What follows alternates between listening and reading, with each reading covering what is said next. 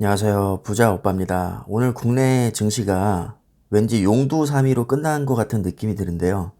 장 초반에 정말 잘 나가다가 후반부로 갈수록 밀리는 모습을 많이 보여줬죠. 그래도 다행인 것은 막판에 조금 반등을 하면서 그나마 1%대 상승을 이끌어냈습니다.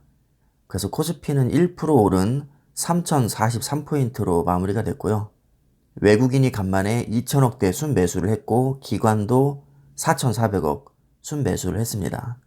오늘 가장 많이 매도한 세력은 개인이었죠. 개인이 6,240억을 순매도했고요. 요즘 많이들 우려하고 계시는 연기금은 1,084억 정도 순매도를 했습니다.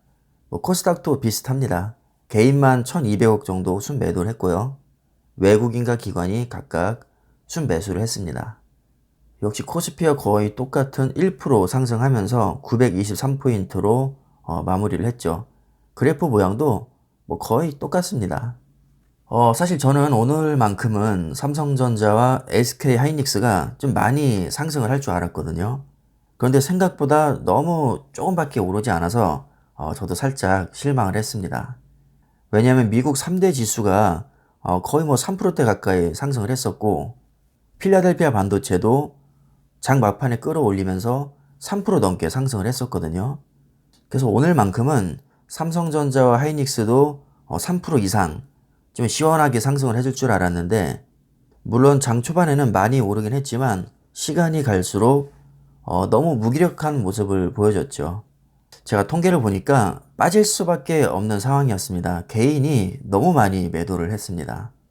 600만 주나 순매도를 했고요. 연기금은 생각보다 그렇게 많이 팔지 않았습니다. 23만 주 정도 순매도를 했죠.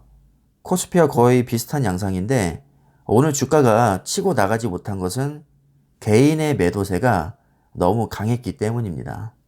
아무래도 인내심이 그렇게 많지 않은 개인 투자자들이 주가가 조금만 올라도 팔고 있는 것 같습니다. 장기 투자를 하시는 분들은 사실 주가의 변동에 크게 동요하지 않거든요. 근데 의외로 삼성전자도 50대 1로 액면 분할을 하고 나서 단타를 치는 분들이 많아졌습니다. 아무래도 주가가 10만 원이 안 되다 보니까 좀 접근성이 뛰어나죠. 너도 나도 다 삼성전자를 사고 있기 때문에 기업에 대한 확신 없이 그냥 얼떨결에 매수하신 분들도 많은 것으로 보이고요. 애초에 단타로 접근했으니까 당연히 주가가 조금만 크게 변동해도 지쳐서 팔고 나올 가능성이 높다고 봅니다. 하이닉스의 주가를 보면 역시 삼성전자에 비해서 등락폭이 큽니다.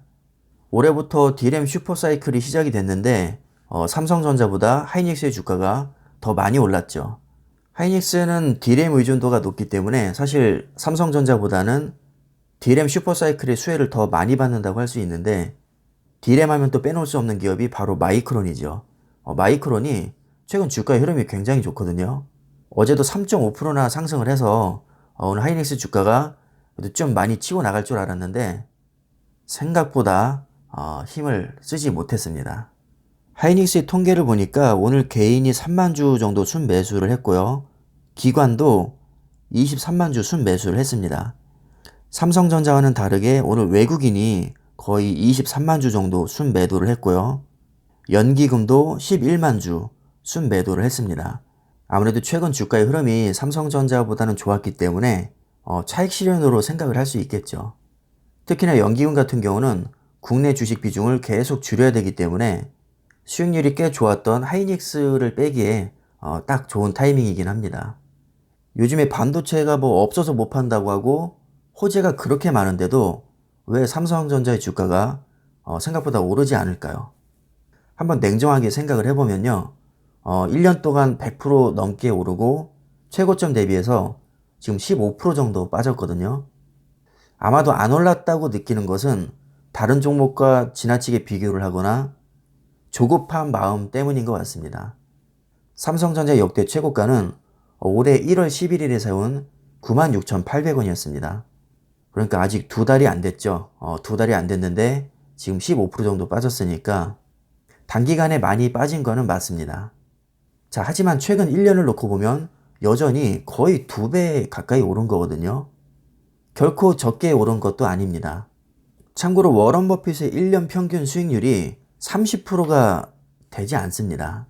지금까지 알려진 바로는 20%대로 알려져 있는데 1년 동안 100%가 올랐는데도 수익률이 안 좋다고 느끼는 것은 최근 1년 사이에 3배에서 5배까지 정말 엄청나게 급등한 종목이 많기 때문입니다.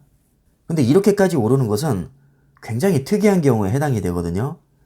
삼성전자의 100%에 가까운 수익률도 결코 낮은 수익률이 아닙니다.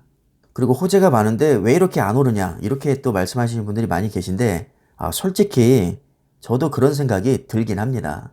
아무리 삼성전자가 무거운 종목이라고 해도 호재에 비해서 너무 안 오르는 것은 사실입니다.